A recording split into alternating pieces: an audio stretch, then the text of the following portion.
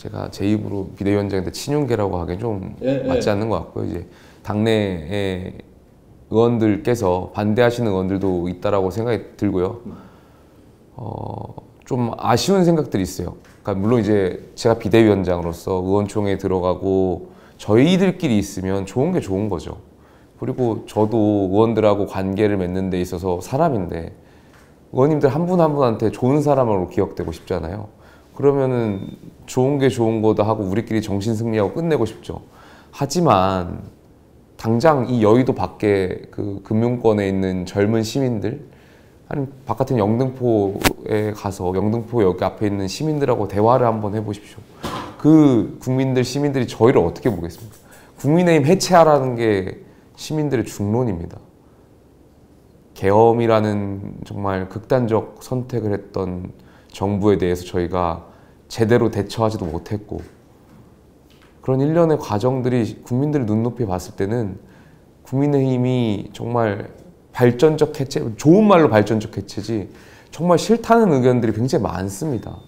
그렇다면은 이 개혁안이라는 것은 그 시민들과 국민들께 우리가 최소한 바뀌겠다라는 최소한의 요구 조건들인데 이마저도 우리 의원들끼리 거부한다면 글쎄요, 그냥 그거는 기득권을 유지하기 위한 생각들 아닌가 싶어요. 물론 의원들께서 반대하시는 뭐 이유도 존중해야 되고 비대위원장으로서 듣겠지만 저는 우리 당에 존폐가 걸려 있다고 생각해요. 두 번의 탄핵을 겪었고 많은 국민들이 우리 당을 어떻게 생각하는지를 당 의원들이 좀 더 명확하게 객관적으로 살펴보셔야 되지 않나 생각이 듭니다. 두 가지인데요. 첫 번째는 이제 탄핵 반대 당론 무효화고, 두 번째는 이제 후보 교체 과정의 당무감사에 대해서 특히 많은 분들이 좀 이견이 있는 것 같습니다. 탄핵 반대 당론 무효화와 관련해서는 이미 헌법재판소의 판단이 끝났고 그 탄핵 반대 과정이 하나의 역사였는데, 정치적 의사표현에 대한 그걸 굳이 지금 와서 바로 잡으려고 하면 그 당시에 이제 광장에 아니면 이 반대를 하기 위해 나갔던 우리 지지층들이 뭐가 되냐라는 논리를 이제 많이 피면서 반대를 하시죠. 그러면서 이게 우리 당 안에서의 아픔이다라고 이제 그런 논리를 피시는데 저는 그렇지 않다라고 생각해요. 우리가 첫 번째는 탄핵 반대가 계엄 옹호는 아니라는 말씀 명확히 드리고 싶어요. 계엄은 우리 당의 기본적인 스탠스는 계엄은 절대 반대고요. 탄핵은 찬성이든 반대든 관용하자라는 게 저희 당의 스탠스가 되어야 된다고 생각해요. 근데 민주당이라든지 뭐 일각에서는 탄핵 반대는 계엄 옹호라는 프레임을 계속 씌우고 있는 거예요. 그러니까 민주당에서 계속 우리를 향해서 내란 세력이다라고, 내란 동조 세력이다 이런 프레임을 씌우는 거잖아요. 그럼 우리 스스로 그 프레임을 깨기 위해서는 탄핵 반대에 대한 당론을 무효화하는 게 굉장히 중요하다고 생각해요. 계엄에 대해서는 절대 반대하고 탄핵은 찬성이든 반대든 그건 정치적 의사표현이기 때문에 우리가 관용하는 것이 굉장히 중요하다. 저희가 탄핵을 당시에 반대했던 이유는 절차적 정당성도 문제가 있었고, 그러다 보니까 헌법재판소를 향해서 목소리를 내는 것들이 저는 어찌 보면 당연했을 거라고 생각이 들어요. 그리고 당시에 국회의원들도 헌법기관으로서의 판단들을 존중받아야 된다고 생각해요. 다만 헌법재판소가 탄핵을 인용하는 결정을 했고 전원 인용을 한 거잖아요.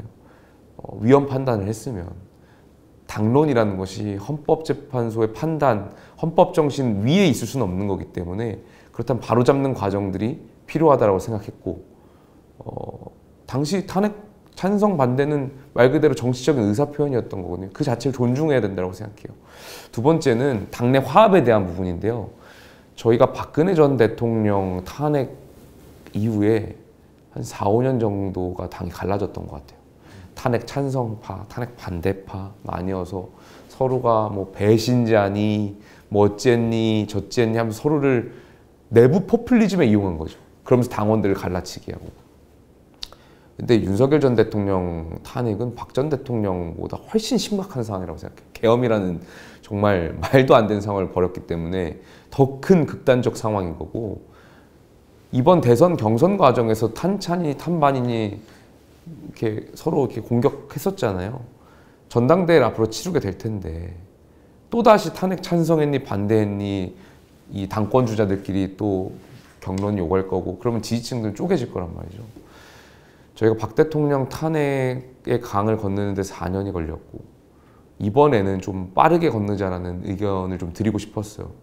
당내 화합을 위해서는 탄핵 반대 당론 무효화를 해서 탄핵 찬성이든 반대든 누구든지 관용할 수 있는 틀을 만드는 것이 굉장히 중요하다. 그래야만 서로를 비난하지 않고 이해할 수 있는 그 테두리가 있을 수 있다라는 생각에서 탄핵 반대 당론 무효화를 제가 말씀드렸던 거고요. 후보 교체 과정에서는 그 당시에 많은 분들이 저도 알고 있습니다. 후보를 단일화했으면 좋겠다는 여론들이 있었던 것도 저도 알고 있습니다. 그런데 어찌되었든 후보 교체라는 많은 시민들과 당원들이 깜짝 놀랄 만한 일을 벌였고 그렇다면 그 과정에 대해서 우리가 한 번쯤은 당원들과 국민들께 이 진상에 대한 규명은 할 필요가 있다고 생각이 들었어요. 일각에서는 이 후보 교체 파동을 뭐 정말 극단적인 표현으로 한밤중에 일어난 또 계엄에 빗대어서 말씀하시는 분들도 있고 저희 그 선거 초반에 굉장히 많은 질타가 있었잖아요. 그렇다면은 이걸 누굴 징계를 하기 위한 조치가 아니라 당 차원에서 객관적으로 어떻게 이러한 과정들이 일어나게 됐는지에 대해서 진상을 조사해서 문제가 없으면 오해를 시민들께 풀어드려야 되는 거고요. 또 사과해야 될 부분이 있으면 제가 또 비대위원장으로서 국민과 당원들께 다시 한 번 또 사과를 드려야 되고요. 그런 배경에서 이제 당무감사를 시작하게 된 건데 당내 이제 의원들이나 원내위원장 같은 경우는 당무감사라는 워딩이 주는 그 뭐랄까요? 거부감이 있어요. 그러니까 벌써 당무감사를 하겠다고 하니까 당무감사의 대상도 아닌 원내위원장분들 절 찾아와서 우리 당무감사 받기 싫다. 이런 말씀을 하는 거 보면 우리 당무감사라는 그 단어 자체가 이제 거부감이 있어서 많은 의원들이나 원내위원장들이 거부하시는 걸 텐데 거듭 다시 말씀드리지만 이거는 누굴 징계하기 위한 전제로 그런 조치를 하는 것이 아니라 과거의 우리의 진상을 국민들과 당원들께 오해 없도록 한번 알려드릴 필요가 있다. 이 두 가지 탄핵과 후보 교체에 대한 우리의 진상을 국민들께 다시 알려드리는 곳에서부터 우리의 변화는 시작할 거라고 생각이 들어서 좀 두 가지를 말씀드렸습니다.